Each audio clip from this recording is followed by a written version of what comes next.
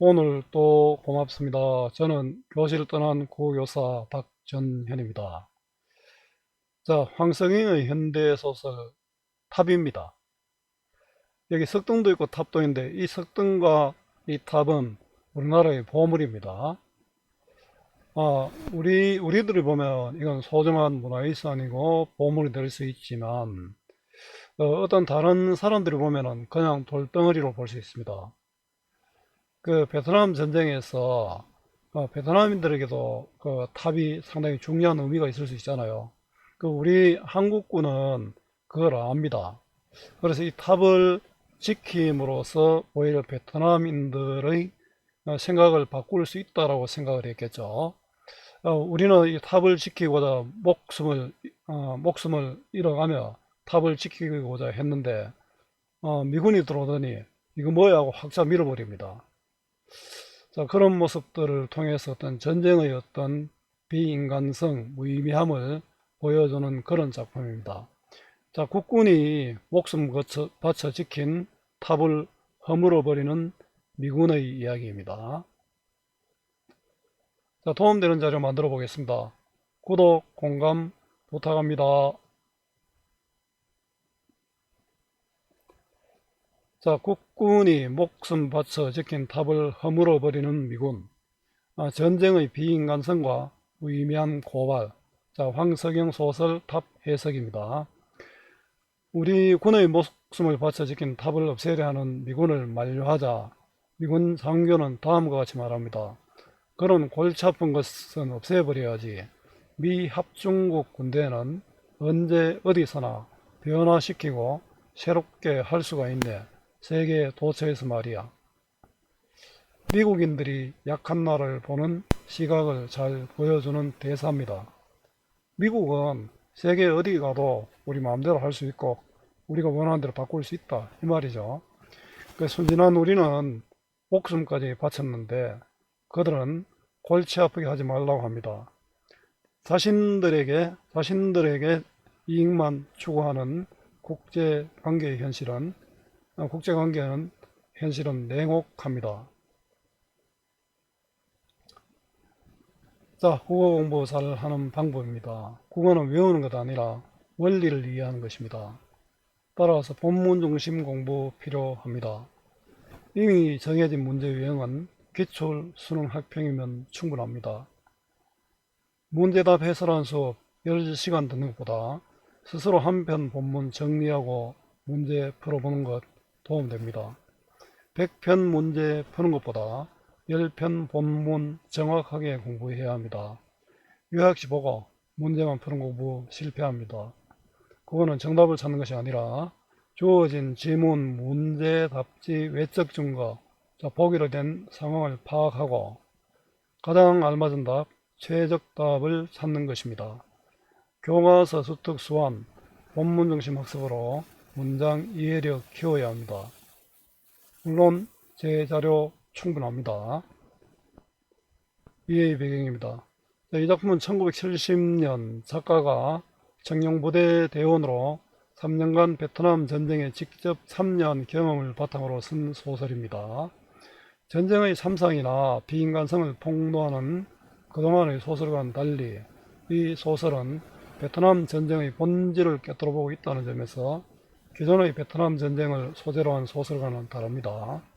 월남인들의 자유와 평화를 지켜주기 위해서 남의 나라에 가서 목숨을 담보로 전쟁을 한 나를 비롯한 한국군의 처지는 그들을 침략한 행위로 그려지고 있습니다. 우리는 월남을 도운다 했지만 월남인들 입장에서는 침략당한 거죠. 자, 한눈에 보기입니다. 탑의 의미입니다. 베트남인들은 이 탑이 종교적 대상으로 전통 수호의 상징물입니다. 그러게 예차의 대상이 되죠. 또 보존되어야 할 가치의 대상입니다.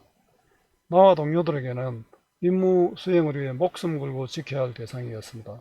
미군은 하찮고 쓸데없는 물건, 미군의 힘의 논리에 의해 참이 파괴되는 대상입니다. 자, 인물 정리해 보겠습니다. 사람들을 냉소적으로 대하는 외톨이 행위고 전쟁과 삶의 의미를 고민하고 있습니다. 분대장 젊은 화사가는 고지식한 성격으로 상부의 지시에 충실합니다. 마지막 전투에서 부대원들을 위해 희생합니다. 소총수, 적에게 인질로 잡혀 아군의 총에 죽습니다. 전쟁의 비인간성을 보여주는 그런 인물입니다. 문상병, 통신병인데요. 적의 총격으로 희생됩니다. 부대원들에게 전쟁의 공포를 깨닫게 합니다. 미군 장교는 강대국의 시각을 가진 오만한 인물입니다. 자, 줄거리입니다. 베트남 전쟁에 파견되어 후방에서 무료하고도 편안한 시간을 보내던 나는 구체적인 작전 내용도 모른 채 R포인트로 파견됩니다. R포인트에 도착해서야 그곳에서의 임무가 보잘것없는 돌탑을 사수하는 것임을 알게 되고 터무니없는 병력으로 적군의 공격을 막아야 한다는 사실에 기가 막힙니다. 어둠 속에서 적들의 맹공이 그칠 줄 모르고 몇몇 군대원들이 희생된 끝에 아침이 밝습니다. 진주에 온 미군들은 돌탑 따위는 관심도 없으며 나의 분대원들을 후방으로 후송시켜 주겠다는 핑계로 차에 태우고 불도저로 돌탑을 밀어버립니다. 앞부분 줄거리입니다. 베트남 전쟁에 참전 중인 나는 보충병으로 착출되어 작전 지역인 R포인트에 도착하고, 자, 이건 시대적 배경이죠. 나는 1인칭 서술자입니다. 주인공입니다. 자, 이 공간적 배경이 나타납니다. 작전 포인트 R포인트에 도착하고 그곳에서 한 부대의 병사들과 함께 울라민들에게 큰 영향을 미치는 오래된 탑을 지키는 무모한 임무, 거의 목숨을 걸어야 하는 그런 임무를 맡았습니다. 그 과정에서 크고 작은 교전으로 인명피해가 속출하고 작전이 변경되어 미군까지 철수한 날 밤 적과의 치열한 마지막 전투를 치르게 됩니다. 자, 여러 개의 드럼통이 한꺼번에 굴러가는 듯한 소리로, 이건 청각적 이미지가 쓰였네요. 클레이머는 무기입니다. 무기 이름입니다. 클레이머가 터지고, 이것도 이제 지뢰 일종인데요. 돌격하던 게릴라들이 몸 위로 펄쩍 떨어졌다. 청각적 이미지, 음성상징어가 쓰였죠. 드럼통이 또 굴러가는 듯한 소리로 클레이머하고, 청각적 이미지와 음성상징어 대어가 있으면 펄쩍 있지 않습니까? 그 대어로 전장의 모습을 생생히 보여줍니다. 자, 방벽을 넘어뜨려던 방벽은 울타리 방어벽입니다. 게릴라들이 직선으로 나간 파편은 부서진 조각이죠. 골로 맞아 떨어지고 호각 소리가 길게 한번 들리면서 적의 사격이 멎었다. 차가운 정적, 이건 촉각적 이미지죠. 고요함을 촉각적 이미지로 제시하고 있습니다. 이 소강 상태 속으로 스며들었다. 자, 두개골 속이 터져 나가기 직전인 것처럼 각자의 맥박 소리만 들렸고, 자, 비유적 표현이죠. 그 비유적 표현을 활용해서 전쟁의 공포와 긴장감을 표현했습니다. 우리 밤에 혼자 있을 때 두려울 때 시계 소리 굉장히 크게 들리는 거하고 똑같죠? 직유법이 쓰였습니다. 갑작스러운 고요함 때문에 나는 피부의 땀구멍들이 모두 막혀버릴 것 같다. 답답하죠? 극도의 긴장 상태입니다. 남의 땅, 남의 어둠 속에 있는 우리는 뭐냐? 도대체 우리는 무엇이냐?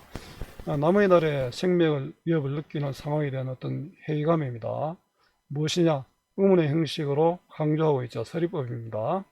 도피로가 차단된 7마리의 쥐새끼였다.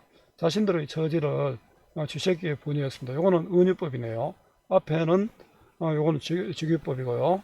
직유법과 은유법을 동시에 쓰고 있습니다. 요거 직유법이 쓰였고 은유법이 쓰였죠. 자, 적의 공격에 긴장감과 두려움을 느끼는 나입니다. 손님을 죽여버렸다. 손님은 적군 포로입니다. 부사수가 말했다. 분대장 총살합시다. 저 새끼는 이용 가치도 없지 않소. 전쟁이 초래한 인간성 상실 비인간성입니다. 내가 죽는데 뭐 다른 사람 생각하기 어렵죠. 사실 포로를 도로 가운데 묶어놓자. 이건 포로를 인간방패로 활용하여 적의 공격을 막으려 하는 겁니다. 전쟁의 폭력성과 비인간성을 보여줍니다. 결국 선임 조장의 말대로 포로는 길 가운데 교통표지판에 묶여놓기로 했다. 우측 대대지역으로 침투했던 적의 분대는 크게 타격을 받은 것 같았다. 이건 추측의 표현이죠. 적군의 상황을 판단합니다. 우리는 우리의 완강한 저항에, 강한 저항에 신중해진 모양이었다. 어둠 속에서 부상당한 게릴라들의 생존자가 뭐라고 소리를 질러대고 있었다. 보내줘라. 이 보내줘라는 풀어줘라가 아니고 고통을 당하지 않게 그냥 죽여라 이런 뜻입니다. 수류탄은 한 방을 날려버려. 그 사람의 생명을 이때는 뭐 생명을 생각할 수가 없죠. 선임 조정이 방벽 앞으로 수류탄을 까 던졌다. 모래먼지가 일어났고 곧 조용해졌다. 적군이 죽었겠죠. 그 부사서가 초소한의 새로운 포를 끌고 나왔다. 자, 그는 밖으로 끌어나가자 허공을 향해서 뭐라고 긴 고함을 질렀다. 어둠 속에서 포로의 눈이 번들거렸다. 이건 아마 동료들에게 하는 말인데, 포도의 눈이 번들거렸다는 건 말을 알아들을 수가 없으니까 모르지만은, 이거는 내 죽어도 좋으니까 공격하라 이런 뜻일 수도 있고, 내 죽이지 마라 이런 뜻일 수도 있겠죠. 부사서가 몸을 피해 방패 삼아 도로 가운데로 걸어갔다. 교통 표지판 앞에 앉혀놓고 붙들어 맸다. 길 옆에 포복하고 엎드리고 있던 적의 분대병이 보였다. 그들을 엄호하게 보호하기 위해서 좌측 숲사고로부터 적들이 몸을 낮춰 달려가고 있었다. 우리의 화력과 지연포의 탄착점을 여러 방향으로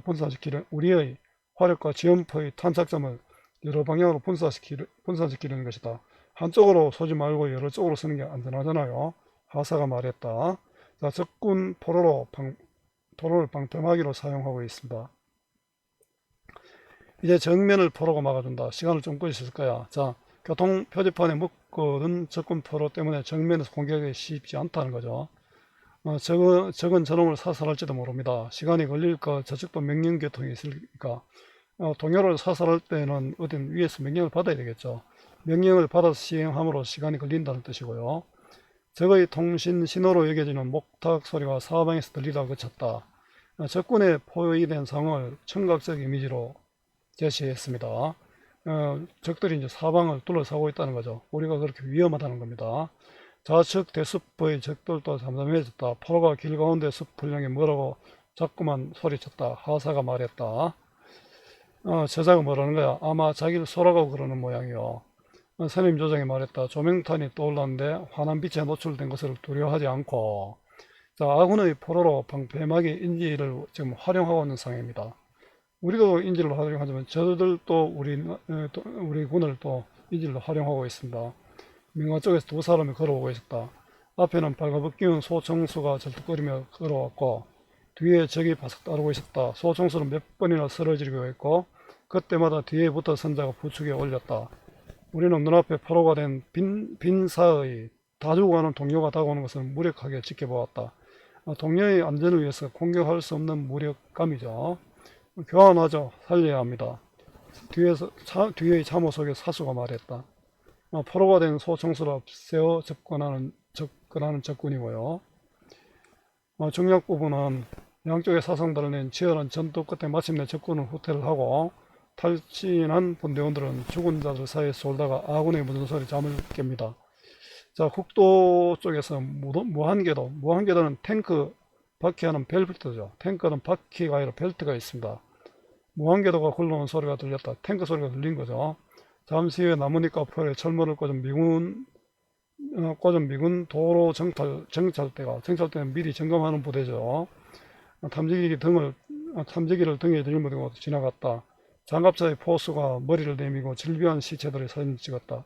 자, 전투에서 희생된 사람들을 구경거리를 생각하는 비인간적인 모습입니다. 뒤로 멀리 떨어져서 교량에 철수했던 LVT는 장갑차입니다. 제대와 경비소대가 지나갔다. 2.5톤 한 대가 우리 초소 옆으로 대어졌고 말쑥한 정글복 차림의 미군 중위가 정차 책임자석에서 뛰어내렸다. 그는 대낮에도 얼굴에 바른 흑색 위장 초콜릿을 지우지 않은 병사들을 도로변에 배치했다. 똑같은 규격으로 허리에 매달린 가스 마스크가 인상적이었다. 미군 중위가 우리를 향해 엄지를 세워 보이면서 웃었다. 자, 전투에서 이긴 것을 격려하는 호의적 태도입니다. 대대적 안으로 몰려 들어가는 차량의 행렬이 그치질 않았다. 우리는 배수로에서 기어나 담배를 피웠다. 멍청이 주저앉아서 잠을 깨운 자들은 아무 생각 없이 올려보았다. 미군들이죠. 흰 페인트로 CB라고 쓴 미군 해병 공병대의 블로드 한 대가 멎었다. 운전석에 배불뚝이 중사가 초소를 가리키며 장교에게 물었다. 앞에 국도 북쪽부터 물었다까지 서술자 나가 관찰하고 경험한 상황에 대한 묘사를 하고 있습니다. 여기입니다. 그래, 여기를 넓혀야겠어. 불도저가 크게 회전하더니 뒤로 멀찍이 물러섰다가 달려들면서 바나나밭. 자, 이 우리 군이 목숨 걸고 지키려던 탑이 있는 곳입니다. 밀어버리기 시작했다. 불도저는 드디어 초소 뒤에 빈털을 향해 굴러왔다. 우리는 담배를 내던지고 벌떡 일어섰다. 선임 조장이 불도저 앞으로 달려갔다. 그는 자동 소총으로 운전사에게 총을 겨누었다. 꺼져 이 새끼, 갈궈버려. 자, 선임 조장과 우리의 군의 말입니다. 우리는 목숨 걸고 지키려 했잖아요. 미군 용사는 발동을 끄고 적은이 없다는 듯이 우리를 두리번거리고 나서 두 손을 벌리며 어깨를 치겠다. 왜 이러지? 이런 거죠. 내가 어리둥절해 있는 장교에게 다가서 말을 걸었다. 뭐 하는 겁니까? 나의 말이죠. 장교가 얼굴이 새빨개서 물었다. 좀 놀라고 당혹했죠.